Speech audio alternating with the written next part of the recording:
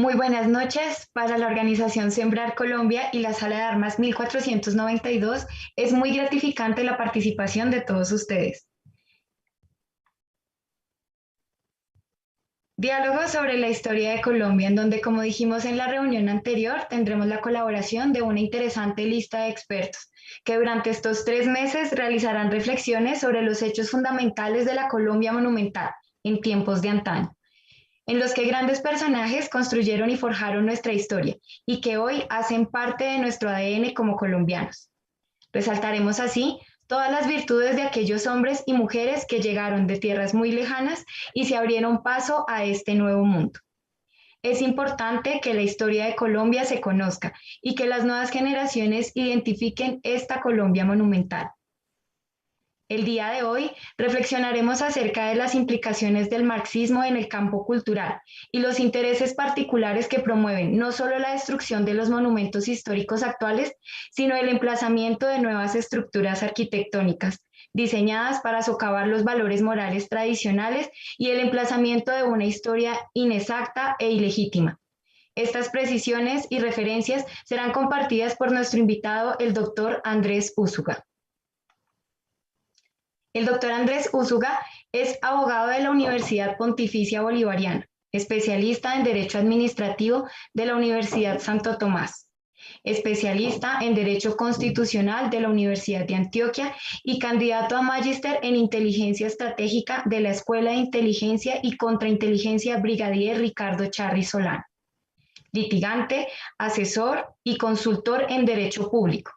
Docente universitario desde el año 2006 en más de 12 universidades públicas y privadas de todo el país. Ha sido funcionario público del ámbito directivo a nivel municipal, departamental y nacional en los sectores del interior y defensa.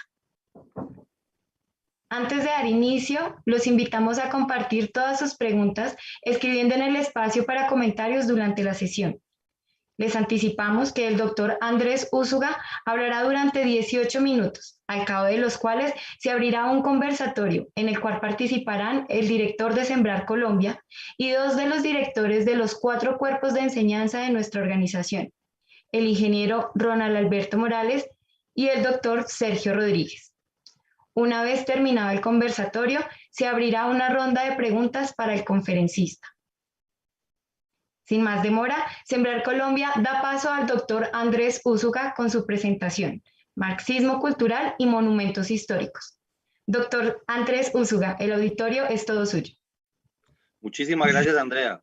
A ti, a la organización y en especial al doctor Luigi, porque me tuvo en cuenta. Voy entonces a compartir pantalla con ustedes para iniciar con la presentación. Ahí ya me están viendo la presentación. Bueno, sí, señor. Entonces, muchas gracias. Hoy vamos a hablar, voy a tratar de ser muy corto, como lo dijo Andrea, en una charla tipo TED de 18 minutos. Si no lo logro, pues me disculpo por anticipado. Marxismo cultural y monumentos históricos, una furia iconoclasta. Para analizar esta frase, luego de 100 años, o de casi 100 años del señor Antonio Gramsci, la conquista del poder cultural es previa a la del poder político. Ya se imaginarán quién es Gramsci y a los que no lo habían conocido los invito a buscarlo. Esta será la tabla de contenido básico, el concepto de qué es marxismo cultural, el objetivo del mismo, el origen, el pionero, los legatarios y la evolución, en qué niveles ya empieza a manejarse en cultura, marco jurídico de la cultura en Colombia, los actores contendientes y unos ejemplos muy rápidos de el tema crucial en los monumentos a nivel mundial y a nivel Colombia. El concepto básico.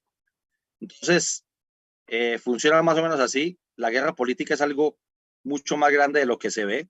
Sin embargo, este es un solo elemento de la guerra política. No es todo, es un insumo más y profesa por la deconstrucción de los imaginarios colectivos fundantes, o sea, sobre los cuales hemos nacido, crecido todos para construir otra historia. Pero se puede utilizar esto también en escenarios privados, que es lo que han venido haciendo de forma magistral los enemigos de nuestra cultura. Está en todo el mundo y está muy resumida en este momento entre comunistas y globalistas versus patriotas. Básicamente con la frase de Lenin, marchamos diferente, o sea, ellos van por diferentes lados, pero en el momento en que tienen que golpear para poder hacer la deconstrucción del sistema cultural, no solamente colombiano, sino de todo Occidente, van a golpear juntos. Nada es aislado, todos los elementos están en juego y todos terminarán confluyendo a uno solo. ¿Por qué marxismo? Porque evidentemente es la teoría donde el señor Karl Marx y Engels crean para poder explicar que había una infraestructura, una superestructura en el siglo XIX. Sin embargo, recuerden que voy a ir muy rápido.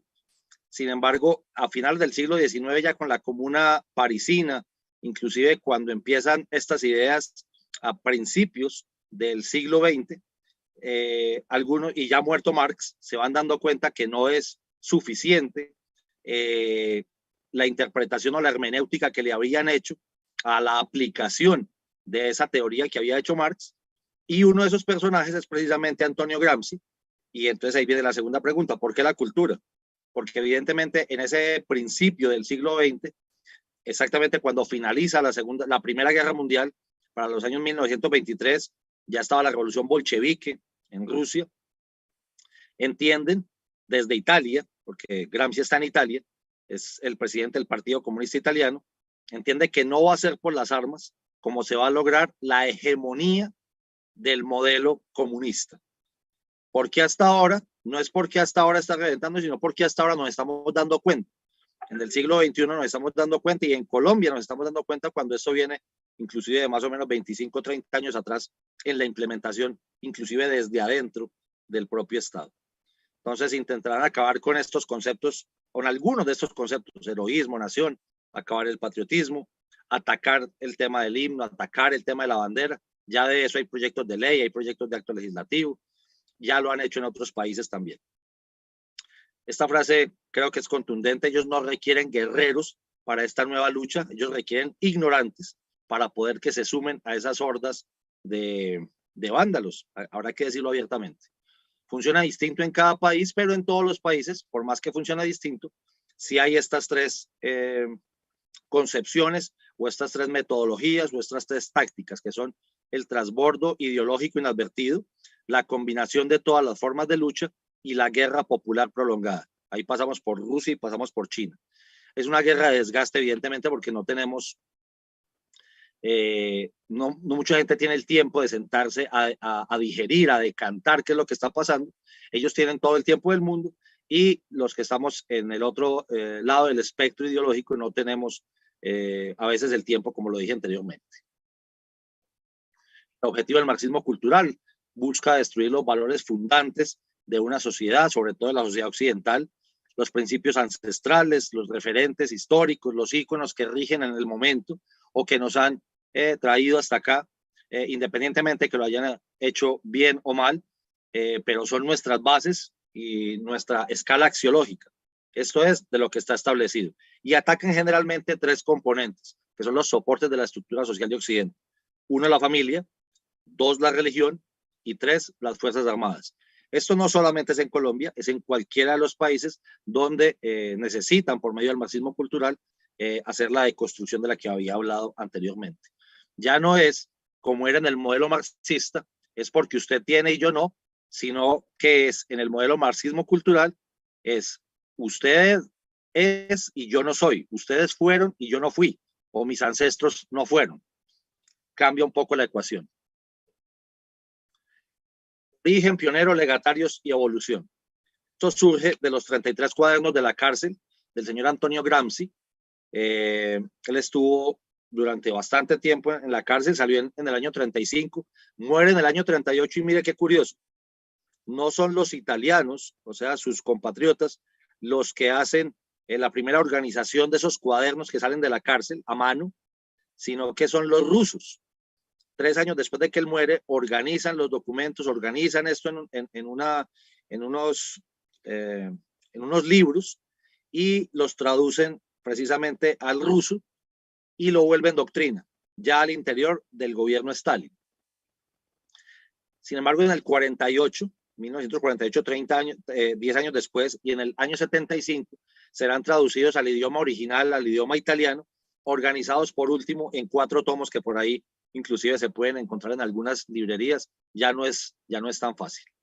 Antonio Gramsci, los invitaría a que buscaran su biografía, a que entendieran la importancia de este señor en cuanto a esto. En esos cuadernos saqué algunos temas que son los relevantes en los mismos, como son la hegemonía, básicamente la hegemonía cultural, los intelectuales, la filosofía, la literatura y la estética. Y la pongo precisamente en rojo para entender el tema hacia el cual vamos a ir, que es el tema de los monumentos. Estos temas, que son los fundantes, que son los pilares fundamentales de esos cuadernos, serán llamados por él la cuestión meridionale y en un resumen muy básico es el gli intellettuali e le organizzazioni de la cultura. Esto es, él entiende y critica a quienes siguen intentando implementar el socialismo o el comunismo por las vías que propuso Marx e inclusive por las vías que había logrado su objetivo Vladimir Ilich Lenin en compañía de Trotsky y en compañía de Stalin, y dice que por haber adquirido el poder de esa forma no permanecerán en el tiempo y que es por medio de la hegemonía cultural y de los intelectuales y de la filosofía y las ciencias sociales que logren infiltrar las sociedades para poder permanecer en el tiempo y que no sean derribados como una opción de poder más. Esto luego es recogido por Herbert Marcuse en el Instituto de la Investigación Social de la Universidad de Goethe, a lo cual se le ha dicho Escuela de Frankfurt. También en ella participaron personajes de suma importancia, que los invito a que los busquen también, como Hannah Arendt, Bertrand Russell y Jürgen Habermas, que si no estoy mal todavía vive. Antes en Europa, ellos después pasan a los Estados Unidos, primero a la Universidad de Columbia y luego van regándose en todo el sistema de educación americano.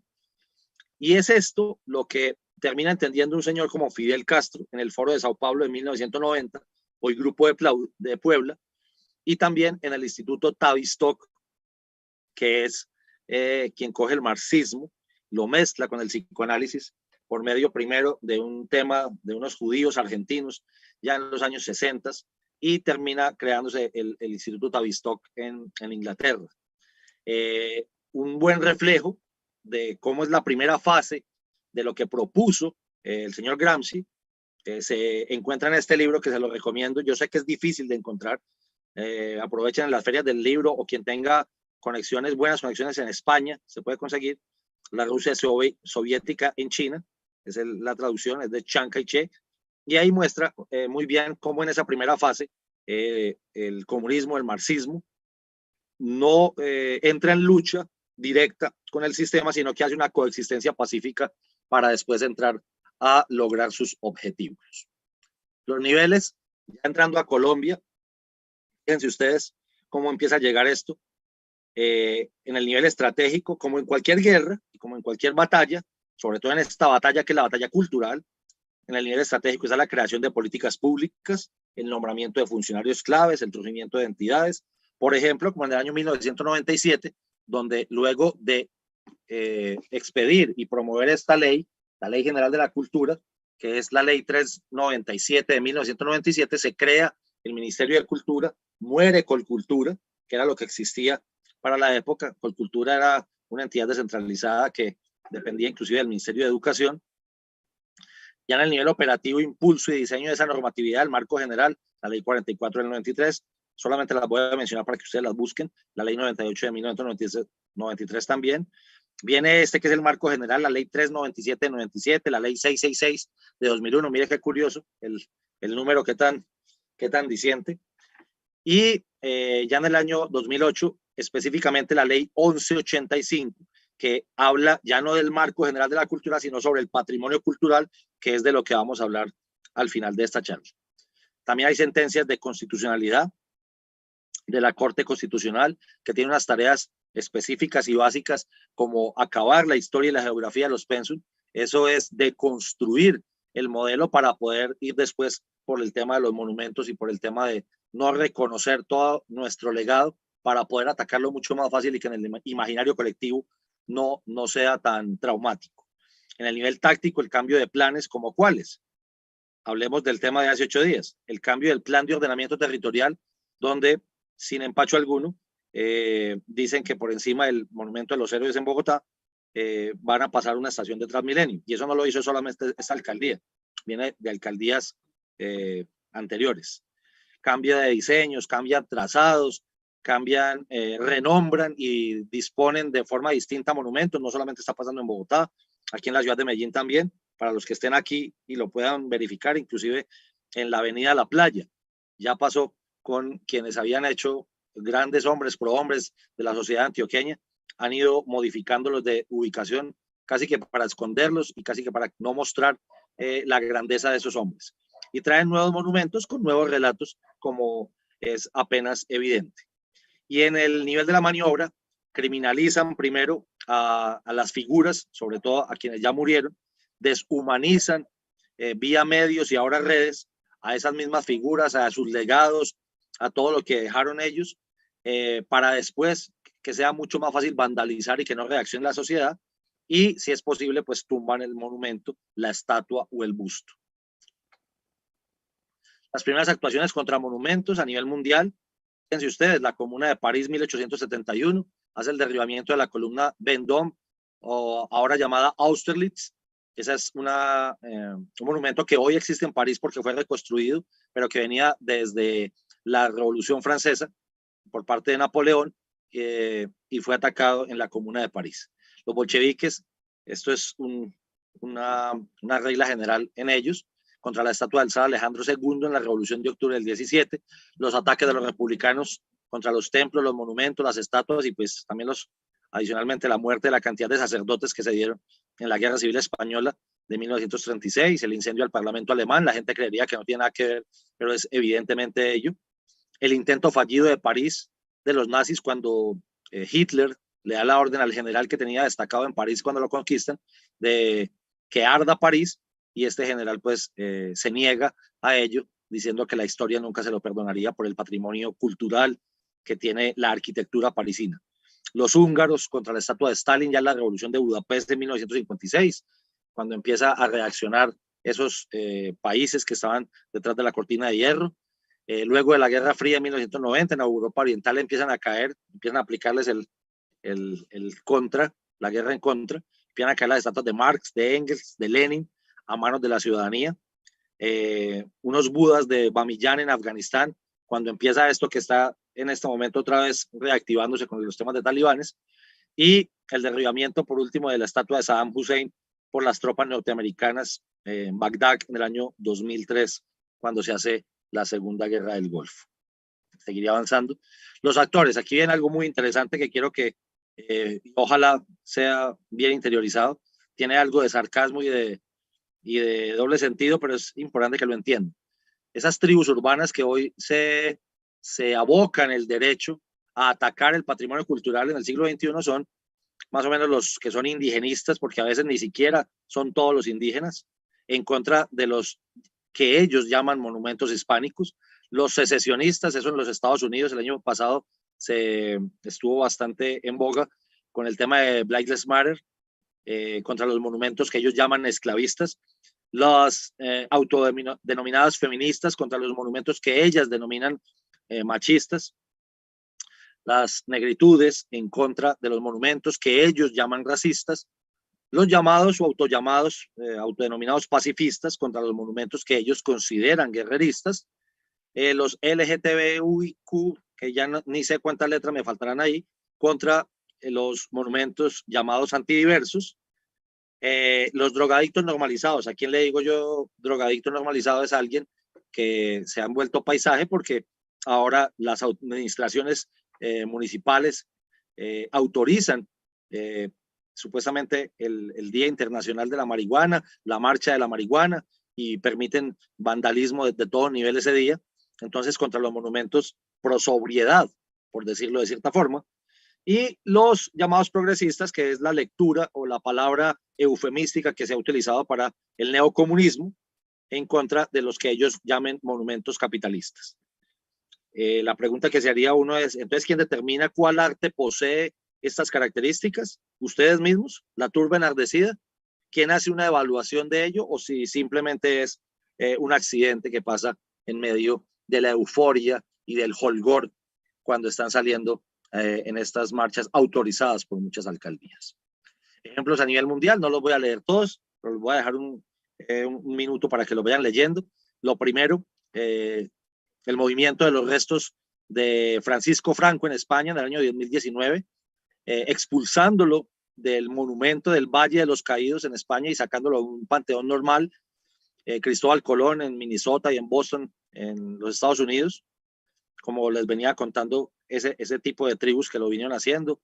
Roosevelt, Washington, ahí no hay mucha claridad entonces porque, y pasará lo mismo en Colombia, no se sabe entonces si odiaban tanto a Colón, entonces ¿por qué también odian a Washington, que fue el que los liberó, por ejemplo, de esa, de la invasión que tenían de los británicos, o de Thomas Jefferson, John Hamilton, Cecil Rhodes, Edward Colston, tema de gente esclavistas, que por ahí en algunas universidades habían estatuas de ellos, el rey Leopoldo II en Bélgica, también por esclavista y por invasivo, dijeron en algún momento, Jefferson Davis y el general Lee, que hace parte de la guerra precisamente de secesión de mediados del siglo XIX en Richmond, Virginia. En Chile, más de 70 estatuas y monumentos en el paro de 2019. Manuel Baquedano, Francisco Aguirre, Pedro de Valdivia, José Menéndez y muchísimo arte religioso afuera y adentro de los templos. Las iglesias fueron bastante atacadas en el año 2019 en Chile, incluso quemaron iglesias completas con toda esa furia iconoclasta que manejan y todo ese odio que tienen acumulado. Cristóbal Colón en la Ciudad de México, me pareció importante resaltarlo porque es por parte del propio gobierno de los Estados Unidos mexicanos y que adicionalmente le exigen a España que le pida perdón al pueblo mexicano. Entonces, en esa ridiculez acaba de reaccionar el expresidente de gobierno Aznar, diciéndole a Andrés Manuel López Obrador que si sus dos nombres y sus dos apellidos habían sido inspiración azteca o inca, entonces, o maya, bastante curioso el gobierno mexicano actual. Importante destacar que son eventos distintos, en años distintos, unas por vándalos, otras por movimientos protestando y otras por gobernantes, como lo dije ahí. Variables distintas, pero que el común denominador es la deconstrucción de la memoria. Ya estoy por acabar, el rediseño de la estructura estatal en todos los niveles.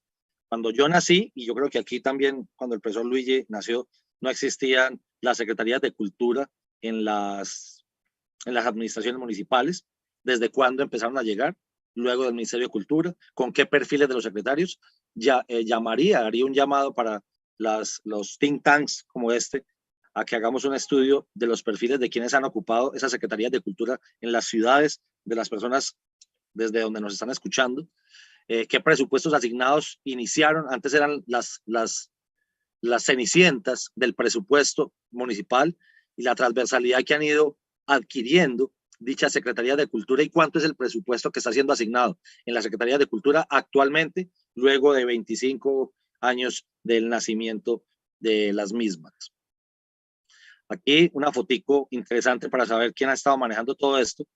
Lo importante no es los personajes que están ahí adelante, aunque se los voy a decir. El de la izquierda es un señor que hoy es magistrado de la JEP, venía de ser magistrado del Consejo de Estado.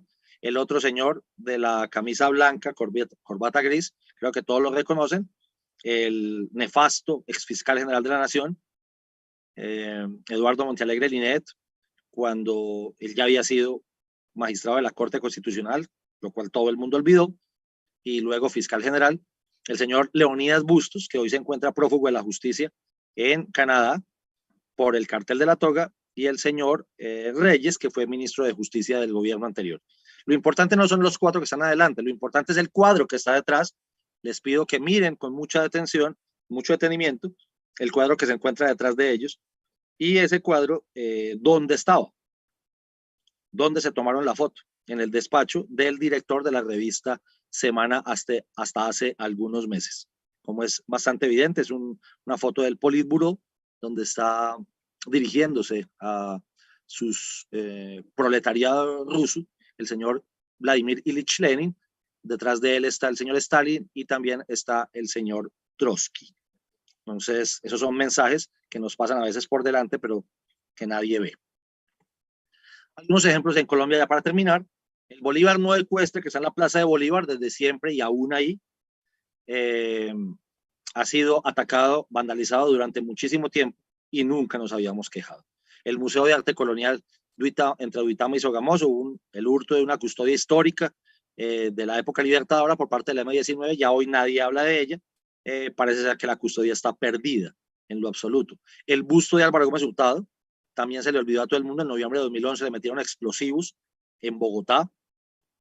En Cartagena, este es muy curioso, en el año 2014, el monumento a Vermont y a los ingleses, un ciudadano de nombre Jaime, no recuerdo el apellido, atacó no solamente la visita de los reyes ingleses a la ciudad de Cartagena, la ciudad heroica, sino que cuando el alcalde dijo que entonces iba a remover la placa que se había instaurado por la visita de los reyes, y en razón de la toma fallida de Vermont al Corralito de Piedra, entonces con un martillo grande destruyeron el monumento en el año 2011, ya, 2014, ya todo el mundo lo olvidó.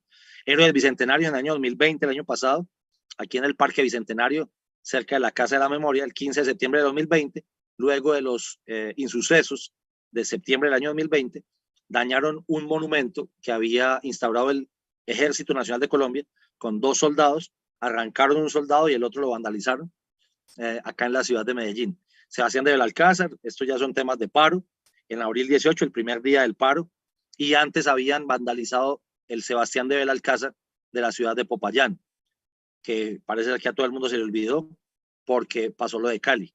Antonio Nariño, eso es muy, muy curioso, más curioso aún, porque entonces ya uno no entiende si atacan tanto a los españoles, pero también a los que pelearon contra los españoles. Lo mismo con Francisco de Paula Santander en Popayán en mayo y en Manizales en julio de 2021. Jiménez de Quesada, el que estaba al frente de la Universidad del Rosario en la ciudad de Bogotá, 7 de mayo de 2021, marco del paro también. Monumento a los Reyes Católicos, lo venían vandalizando hacía muchísimo tiempo, hasta que el 10 de junio pasado pues fue retirado y no sabemos dónde lo van a poner, dicen que lo están recuperando. Y los héroes, que creo que es la tapa o la cereza encima del postre que nos trae inclusive a esta situación y a esta charla que estamos dando hoy. También viene el renombramiento de las instituciones, de parques, de calles y de salones. Ya como ustedes han visto, en la ciudad de Bogotá existen colegios con el nombre de Carlos Pizarro, con el nombre de el señor Cepeda, del papá del senador Cepeda, y han venido deconstruyendo y reconstruyendo la historia con sus propios ídolos y héroes. Hasta ahí, porque me pasé un poquito. Aspiro no haberlo hecho mucho y aspiro que los elementos tan cortos que alcancé a dar ahí nos sirvan para dar una discusión un poco más profunda. Muchas gracias. Claro que sí, doctor. Muchas gracias, doctor Andrés Úsuga, por su exposición. A continuación daremos inicio al conversatorio. Tiene la palabra el doctor Luigi Guinche.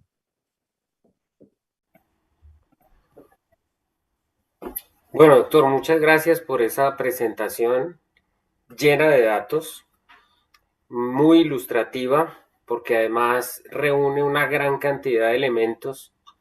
Yo quisiera formular una pregunta que me aclararía un problema que surge a partir de todas estas circunstancias que usted nos relata desde el nivel global y que se aplican aquí a Colombia. Hay 3 elementos que yo veo que son muy claramente diferenciables y me gustaría entender un poco más la relación entre esos 3. La guerra política, un interés de acabar con la historia y con la geografía, como de cortar un pasado, y un enfrentamiento entre los que usted denomina globalistas y los patriotas. Me da por pensar que ese enfrentamiento entre globalistas y patriotas puede tener origen en el interés de alguno de esos dos grupos de acabar con la historia, que al final es lo que podríamos comprender como guerra política. ¿Pasa eso en Colombia, doctor? Gracias por la pregunta, doctor Luigi. Sí, yo creo que evidentemente es complejo explicarlo en tan corto tiempo, pero yo creo que, como lo dije en una diapositiva de las del principio, todo está conectado y todo tiene que ver, pero adicionalmente lo hacen con muchísimo tiempo de distancia. Esta guerra política no, para ellos no tiene afán, por eso lo dije, es parte de la guerra popular prolongada. Ellos no tienen el afán que tienen los gobiernos, que tienen periodos de 4, de 5, de 6 años, porque ellos simplemente han estado sembrando. Y al interior de la guerra política estará también la guerra lingüística, estará la guerra académica, que son, fíjense lo curioso, no voy a mencionar nombres, pero son libradas generalmente por gente experta en filología. O sea, gente que tiene experticia en el manejo, el dominio y la manipulación de las palabras. Tanto en el caso de Joseph Goebbels como en el caso del que nos intentó vender aquí la palabra paz por todos los lados. De hecho, de la misma universidad en Alemania, egresados de la misma universidad. Esos son datos que casi nadie maneja. Fíjese usted. Y lo que han intentado hacer durante muchísimo tiempo es conquistar el corazón, ya no solamente de las élites, de los cachorros de las élites, por decirlo de cierta forma, de los estudiantes de los primeros semestres en las universidades de mayor renombre a nivel nacional y en todo el mundo venían haciendo lo mismo, para que estas élites ataquen, deconstruyan y reconstruyan, creando ese nuevo orden mundial, que ahí es donde se conecta con el tema de ese nuevo orden mundial, globalistas, que aunque no son lo mismo, también lo dije en la diapositiva, caminan por brechas diferentes, pero al momento de golpear, golpean juntos. ¿A quién? A esos patriotas que quieren y que han querido mantener durante mucho tiempo los principios, los valores que se aprendieron y que se entendieron desde sociedades valiosísimas, y que para ellos, para los contrarios, no solamente significan nada, sino que significan un peligro. Entonces ellos evidentemente lo tienen que hacer, lo han venido haciendo durante muchísimo tiempo. Yo tengo otra presentación, los invito a que la busquen por ahí en YouTube, que hace parte de la guerra jurídica. Y es esa guerra jurídica la que logra, por ejemplo, sacar de los pensum de la educación, vía decreto, vía ley, la enseñanza de la historia y de la geografía. Yo creo que a usted y a mí, doctor, que tenemos más o menos la misma edad, nos tocó que nos enseñaran historia y geografía en el colegio. Estuviéramos en un colegio público o estuviéramos en un colegio privado. Se logra desde los años 90, nosotros ya no nos damos cuenta, creería yo que estábamos en la universidad, estábamos o en el servicio a la patria, no sé. Logran sacar esas materias para que en el momento en que se entienda que ya no hay un pasado, que no debe existir un pasado, que no debe existir un respeto por ese pasado, por esa historia, se pueda hacer la deconfiguración o la deconstrucción de ello y empezar a atacar el relato que nos dio vida como patria, que nos dio vida a nosotros como orgullosos colombianos, descendientes de los españoles, y empiezan a atacar todo. Y todo es la cultura, el lenguaje, la historia, el folclore, las tradiciones, absolutamente todo, porque aquí cabe todo. Y por eso también lo dije, no necesitan ya guerreros, necesitan un ejército de ignorantes. ¿Y cómo crear el ejército de ignorantes? quitándoles el conocimiento para que no haya nada que defender. Cuando usted les quita ese conocimiento, les quita, usted solamente lucha por lo que quiere, pero usted solamente quiere lo que conoce. Entonces, si no conozco nada, no quiero nada, y si no quiero nada, pues no lucho por nada. Muchas gracias. Sí, me queda muy claro. Muchas gracias, doctor Uso. Muchas gracias. A usted, doctor. Muchas gracias, doctor. Está con nosotros también el ingeniero Ronald Morales, a quien doy paso para su intervención. Gracias. Muchas gracias, doctor Andrés. Muchas gracias de nuevo por la charla. Yo quisiera hacerle una pregunta muy específica y es sobre la modificación y el acomodo del lenguaje durante todos estos hechos vandálicos que se han presentado en contra de nuestros monumentos. Ya no se habla de vandalismo, sino se habla de toma. Ya no se habla de daño, sino de resignificación. Ya se habla de apropiación cultural. Los lugares, por ejemplo, ya no se llama el Portal de las Américas, sino el Portal de la Resistencia. Ya no se le llama Puerto Rellena, sino se llama también Puerto Resistencia. Y vemos que los medios ayudan bastante a que se cambie y se le cambie el lenguaje y se trate de darle un tono como romántico a algo que realmente no es. Me gustaría, doctor Andrés, que nos hablara un poco sobre esos efectos que tiene en la cultura, en la sociedad y en esta guerra que usted nos comenta, ese cambio de lenguaje y esa modificación que puede ser sutil, pero que, por eso hago la pregunta de importante, cómo ellos empiezan a jugar con las palabras. Muchas gracias. Muchas gracias por la pregunta, ingeniero. Evidentemente no es nada sutil, aunque lo parezca. Es tan grave como lo mencioné anteriormente en la respuesta al doctor Luigi. Es la guerra lingüística. Es la guerra que logran los que manejan el lenguaje. Y no solamente los medios de comunicación les están colaborando, inclusive los gobernantes les han venido colaborando con el asunto.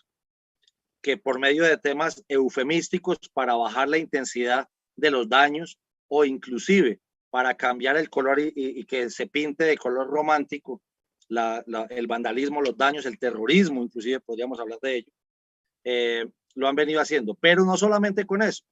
Fíjese, le cuento algo que tan grave.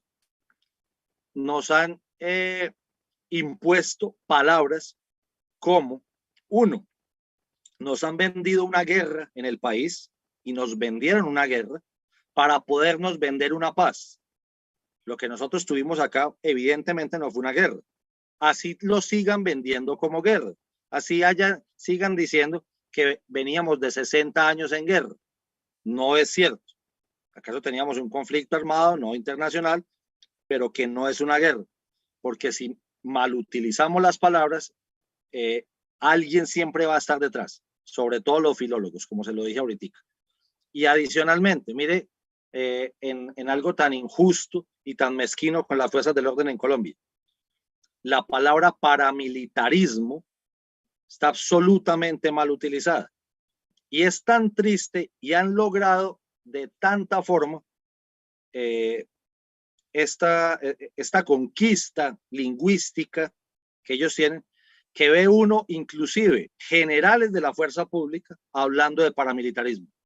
Tristemente. Dice, ¿cómo es posible que lo lograron? Ve uno gente que supuestamente no comparte con sus ideales ideológicos, que en los saludos de bienvenidos todos y todas, ya casi que llegando al todes, a pesar de que haya una lucha con la Real Academia de la Lengua, que viene diciendo hace muchísimo tiempo que no es correcto la utilización de esas palabras. Entonces, no crea, ingeniero, no es nada sutil el tema, y la primera guerra que ellos deben librar y ganar es la guerra lingüística, y lo han venido haciendo muy bien, y lo hacen inclusive desde los colegios, desde muy niños. Yo que tengo unas hijas menores, me doy cuenta que a veces caen los profesores, inclusive sin darse cuenta que están cayendo en esas dinámicas del lenguaje.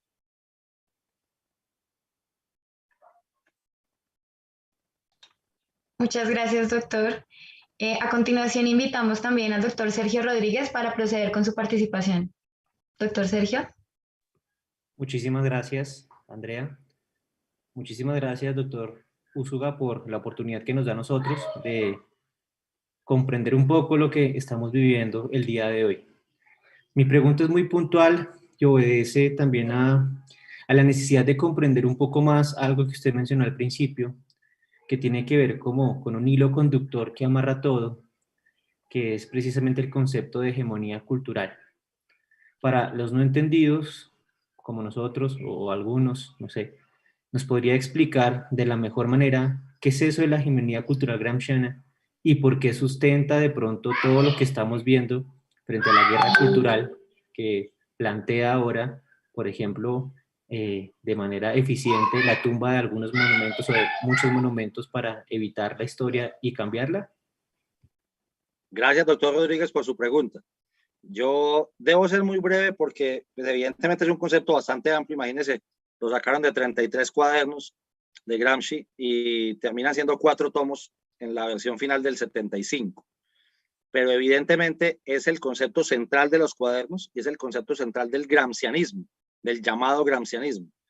La hegemonía es, él le intenta explicar al Partido Comunista, primero italiano, luego los rusos lo apropian, luego los rusos lo llevan a China y luego lo intentan difundir por todas las revoluciones del mundo, Cuba, anyway, el Nicaragua, hoy Venezuela, que precisamente si ellos no logran apropiarse del tema cultural, de la música, del arte, de la pintura, de todas las ciencias sociales. Hoy, por ejemplo, a Gramsci sería feliz sabiendo que existía algo que se llama las redes sociales, sabiendo que existe algo como el WhatsApp, como el TikTok, como el Facebook, el Instagram, porque es precisamente ese el sueño del gramscianismo, lograr inmiscuirse en toda la base de la sociedad y que solo en el momento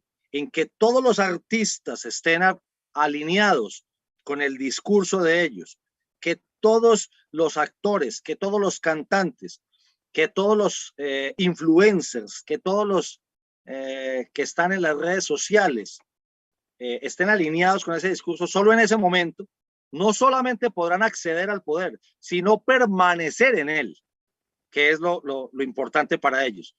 Porque ellos dicen, lo que decía Gramsci es, si bien el discurso de Marx le ayuda a Lenin a llegar, él llega con la fuerza, a imponer unas ideas con la fuerza, y donde el pueblo abajo, la base social, estará resentida también de alguna forma porque les tocó ejercer la violencia.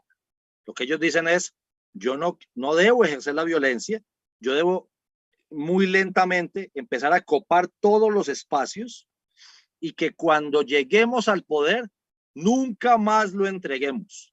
Esa es la hegemonía, no solamente la cultural, sino la hegemonía social, la hegemonía total, para que una vez se llegue al poder no se entregue. Y es básicamente lo mismo que entiende Fidel en el discurso con Lula da Silva y con Chávez en el año 90 del Foro de Sao Paulo, hoy Grupo de Puebla, donde dice, mire, la hazaña que yo logro en el Granma, en el bote que cruzo el Golfo de México y llego a la Sierra Madre en Cuba y en 2-3 años hago la revolución y llego a La Habana con los fusiles en alto, eso no se va a volver a lograr. Aquí hay que lograrlo desde las urnas, desde adentro, desde la sociedad, desde los artistas. Y le voy a poner un solo ejemplo para que miren la importancia y cómo lo entendieron. En Venezuela hay una novela, o hubo una novela en su época, que le hizo prácticamente todo el contexto a Chávez para que llegara a las elecciones del 98 y él pudiera acceder al poder. Esa novela se llamaba Por estas calles. Por estas calles. Entonces, los invitaría a que lo buscaran y a que buscaran inclusive el pronunciamiento de Chávez, de Diosdado y de todos los golpistas del 4F del 92 con respecto a esa novela, para que vean la importancia que tiene la novela, la cultura, el libro, la pintura, el teatro, la música, los cantantes y hoy, evidentemente, los artistas nuevos que son las redes sociales para que lleguen. Y si se están dando cuenta, no voy a mencionar nombres, miren la cantidad de apoyos que está logrando el señor de las bolsas con los artistas en este momento. Uno en Barranquilla, la otra que lo defiende todos los días vía Twitter, y quien está detrás, que era uno de los supuestamente directores de las producciones de televisión más exitosas que había en Colombia. Es básicamente eso, la hegemonía cultural. No sé si alcanzo a resolver tu duda, doctor Sergio. Muchísimas gracias, doctor Usuga. Claro que sí, muy amable. Con todo gusto. Doctor Usuga, continuamos a una segunda intervención por parte del doctor Luigi Guinche. Doctor Luigi. Yo comprendo que esto tiene tanto de ancho como de largo y se clarifica en el panorama la relación que pueden tener ciertas producciones como Golpe de Estadio, La Estrategia del Caracol y otras un poco más nuevas, en general las narconovelas y toda esta avalancha de supuesto arte que fulmina desde la estética la concepción de la historia, que es lo que a mí termina interesándome en este afán de destruir para presentar unos nuevos modelos traídos quién sabe de dónde y con un afán claro que es el de olvidar un pasado para construir un futuro inventado, un futuro falaz. ¿Hay, doctor Usuga, una relación real? Porque pareciera de primera mano como algo exagerado decir que hay una reunión entre indigenistas, feministas, negritudes, abortistas, pacifistas, minorías sexuales, los propulsores de dosis personales que después se convierten en recreativas, que hacen, por ejemplo, que el Estado se convierta en narcotraficante porque el Estado ahora está vendiendo marihuana, de los progresistas. ¿Hay de verdad una articulación entre todos estos grupos? Evidentemente, doctor Luigi, y creo que está más que claro en esta que se llamó esa revolución molecular disipada de meses anteriores y en esa llamada brisa bolivariana de la cual habló Diosdado Cabello. Ahí están unidos todos, todos se unieron. Y usted empieza a buscar en las páginas web de todos esos grupos que usted mencionó anteriormente, que yo mencioné en la ayuda que hice de forma sarcástica. Todos estaban alineados con el mismo discurso, llevando a cabo las letras de Lenin de aunque caminemos por caminos diferentes, en el momento de golpear, golpearemos juntos. Yo creo que es bastante claro y se pueden hacer inclusive hoy, después de la cantidad de disturbios que pasaron en meses pasados. Si usted hace un rastreo de las redes sociales, de toda esa cantidad de corporaciones, fundaciones, agremiaciones, asociaciones, de toda esa cantidad de gente que mencionamos, y le busca esas fechas, todos estaban alineados con respecto a lo mismo. Y lo que usted me dice al principio, yo creo que a usted y a mí nos tocó un momento. Yo fui un niño muy aburrido, soy sincero. Fui un niño tremendamente, yo jugaba fútbol y eso, pero los programas que yo me veía, para la época no había parabólica, no había sino 2 canales de televisión, y en uno de los canales daban unos programas muy aburridos. El pasado en presente. Yo siempre estuve muy interesado en la historia desde muy niño, pero fíjese usted, la televisión colombiana tenía algo que era muy interesante. Tenía un programa que se llamaba Revivamos Nuestra Historia, de producciones Eduardo Lemaitre, no sé si lo recuerdo. Y en Revivamos Nuestra Historia tenían como subseries. Entonces había una serie de muchos capítulos, creo que fue la más larga de todas, que se llamaba, hoy la están repitiendo en Canal Colombia, se llamaba Bolívar, el hombre de las dificultades. Otro, hacían una serie con respecto a Santander. Otro que se llamaba José María Córdoba, un general llamado Arrojo. Mosquera y Obando. Mosquera y Obando. Y así, eso se perdió. Pero entonces uno diría, ah, claro, pues que eso era los 80, no sé qué. Fíjese que incluso hasta los 90, todavía la televisión colombiana y ya canales privados intentaban exaltar las subregiones en Colombia. Entonces había las novelas que existían, era una novela como La Casa de las Dos Palmas, que es la historia de la colonización antioqueña, de cómo nacimos nosotros. Existía otra historia como Azúcar, que era la historia del Valle del Cauca. Otra historia, Caballo Viejo, que era la historia de la costa en el Sinú. Otra historia de Música Maestro, no sé.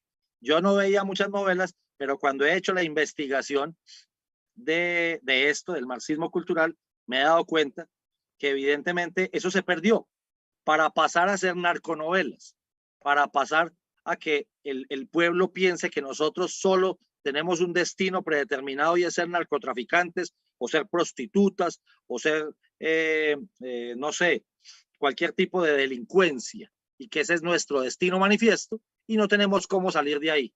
Y que los únicos que nos pueden sacar de ahí son esos genios que se presentan como los salvadores, que hoy estamos viendo están siendo arropados por esa cantidad de artistas y de cultura y de escritores que de hecho me dejan con muchas dudas con respecto a esto, porque pues evidentemente inclusive el propio Vargas Llosa, que hoy vive en España, ese peruano, dice que hay muchas discusiones sobre cuánto los artistas o los supuestamente intelectuales pudieran opinar sobre política.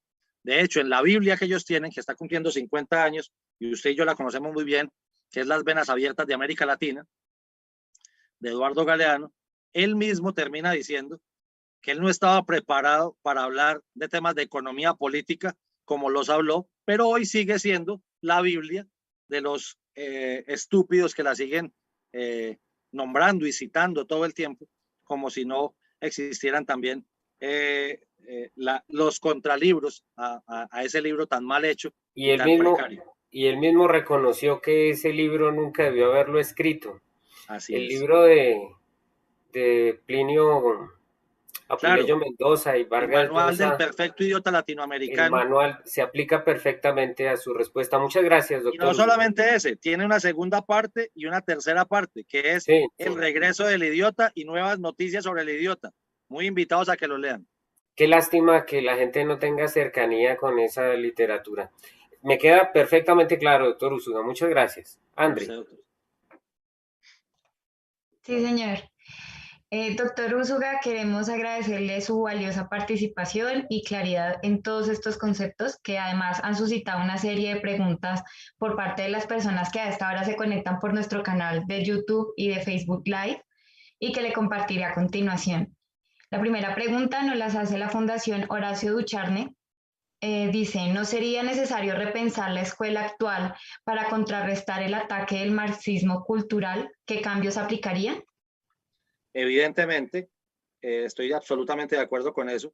Yo creo que lo primero es una gran intervención desde el Ministerio de Educación en todo el sistema, no solamente en el sistema de educación superior, sino sobre todo en el sistema de educación media y educación primaria e incluso de la educación preescolar. Y los cambios, pues yo creo que estamos muy claros en que sindicatos como FECODE, como ADIDA acá en Antioquia, le hacen un daño inmenso a la educación de nuestros hijos, de nuestros jóvenes, y creería yo que es el momento de hacer una gran reingeniería a todo el sistema de acuerdo a ello.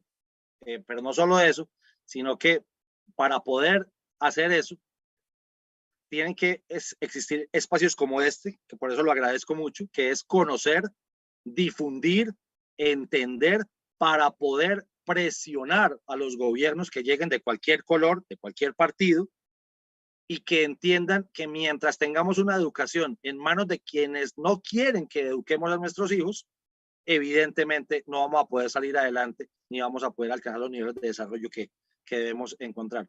Por ahí hay alguna propuesta, ni siquiera es de alguien colombiano, es de alguien en el extranjero, que me ha gustado, que es el tema de los bonos.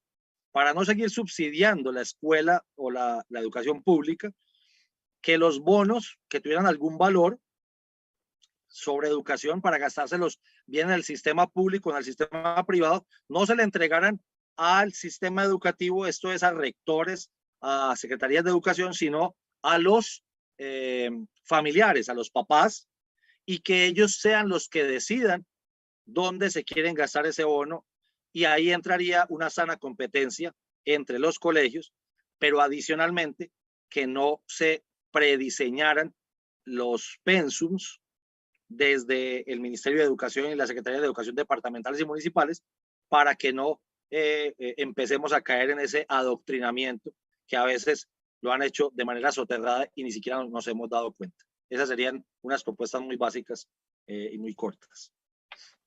Gracias, doctor.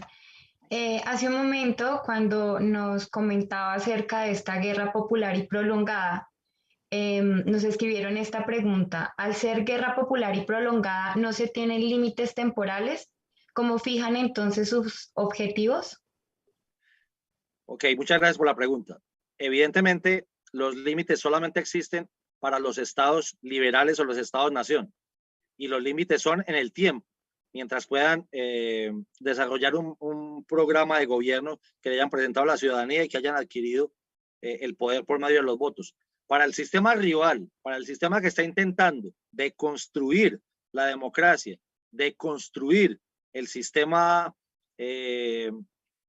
demoliberal, por decirlo así, ellos evidentemente no tienen límites de tiempo y pueden esperar todo el tiempo que quieran. Ellos simplemente están esperando a que se baje la guardia por parte de quienes lleguen al poder en algún momento, o que lleguen ellos mismos al poder, bien de frente o bien de forma soterrada o solapada, para hacer su entrada triunfal, haciendo la comparación de como lo hizo Fidel en La Habana con los fusiles arriba. Ellos entrarían a aplicar ya toda su ideología de forma frentera y no de forma soterrada como lo han hecho durante mucho tiempo. Evidentemente no tienen límites, y ese es el peligro del asunto. Muchas gracias. Y por último, dice, ¿cómo defender nuestro patrimonio, nuestra historia, si desde el mismo Estado se apoya la destrucción de la misma? Muchas gracias. Yo creo que lo que les dije ahorita, uno es conocer, entender, para poder saber el valor de nuestro patrimonio cultural y también del patrimonio económico y de nuestro patrimonio moral, inclusive, pero sin que conozcamos y sin que hagamos el mismo ejercicio, inclusive, o algo así como la guerra de dimensión contraria. Mientras nosotros no hagamos lo mismo que ellos hicieron o que vienen haciendo por parte de la Escuela de Frankfurt, y durante tanto tiempo, 70, 80 años, casi 100 años haciéndolo, mientras nosotros no hagamos lo mismo que ellos y no empecemos por hacerlo, va a ser muy complicado que podamos defender nuestra escala axiológica, nuestros principios, nuestros valores y nuestros patrimonios. Entonces, ese sería el llamado, y adicionalmente sería el agradecimiento también a este espacio, que creo que es un espacio supremamente propicio para que empecemos con esa lucha tan grande que tenemos que tener. Claro que sí, doctor. Desde luego le agradecemos a usted por todo el conocimiento y toda la información que nos ha compartido. Antes de dar paso al doctor Luigi Guinche, quien finalizará esta presentación, los invitamos a compartirnos su opinión acerca de esta octava sesión de ciclo de conferencias. En la zona de comentarios hemos dispuesto un link para tal efecto. Doctor Luigi Guinche. Primero que todo, agradecerle al doctor Úsuga su participación en este espacio de carácter abierto, libre, académico, en donde cabe esa opinión, en donde queremos entender lo que está pasando, y por eso realizamos este ciclo de conferencias para recibir esas ideas, para tratar de explicarnos desde esas perspectivas todo lo que estamos viendo día a día en nuestro país. Agradecerle la profusión de ideas que nos ha presentado, la forma en cómo ha organizado toda su presentación, viendo desde el punto de vista histórico cómo hay al parecer un afán de destruir la historia y de construir a partir de unas modificaciones, incluso el lenguaje, por parte de grupos focalizados que al final terminan uniéndose en un objetivo trazado desde mitad del siglo anterior por Antonio Gramsci y luego por sus continuadores, en un afán de apropiarse por las estructuras políticas con el interés de implementar un sistema político que es diferente en estructura y sobre todo que tiene una ligazón moral completamente opuesta a la de la civilización que nos forjó a nosotros. Cómo se ataca a la historia, cómo se pretende hacer que las nuevas generaciones no conozcan ni el territorio en el cual nacieron, el territorio que amaron sus padres y sus abuelos, que defendieron sus padres y sus abuelos, y que será ese territorio en el que se mesan las cunas de sus hijos y sus nietos.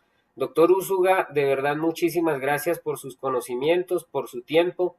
Para Sembrar Colombia fue un verdadero gusto tenerlo esta noche en este espacio que hemos abierto para este tipo de conversaciones. Muchas gracias.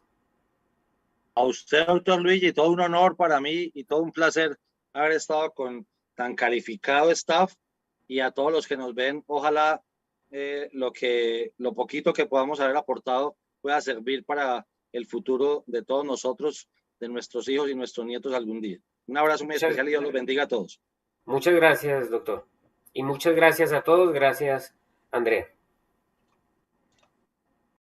Bueno, finalmente hemos llegado al final de nuestra reunión, pero antes de cerrar, quiero anunciarles nuestra próxima conferencia que se llevará a cabo el próximo sábado 9 de octubre a cargo de la ingeniera Jennifer Sánchez, quien nos hablará acerca de la arquitectura colonial. Oportunamente estaremos enviando la información por nuestras redes sociales, Facebook e Instagram. También encontrarán información en nuestra página www.sembrarcolombia.com. Recuerden que la conferencia del día de hoy, al igual que las demás correspondientes al ciclo, quedarán dispuestas para su visualización en nuestra página de Facebook. Por último, los invitamos a que se suscriban a nuestro canal y activen la campana de notificaciones. Muchas gracias.